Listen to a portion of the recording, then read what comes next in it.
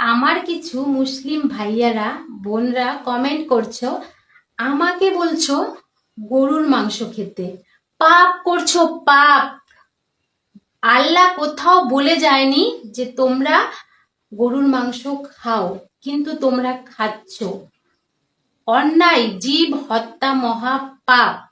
আর আমি আমি নিরামিষ খাই। তোমরা আমার ভিডিওতে দেখো, আমি গোপালকে ভোগ দিয়ে সেটাই আমি খাই। আমি যদি নিরামিষ না খেতাম, আমি রান্নাঘরে আমার গোপালকে নিয়ে যেতাম না।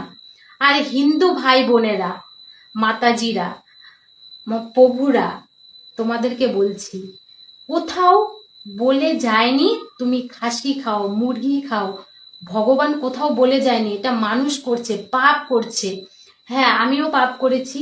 আজ থেকে 2 বছর আগে আমি খেতাম পাঠা, খাসি, এগুলো খেতাম। তখন আমি ভক্তি জীবনে আসিনি।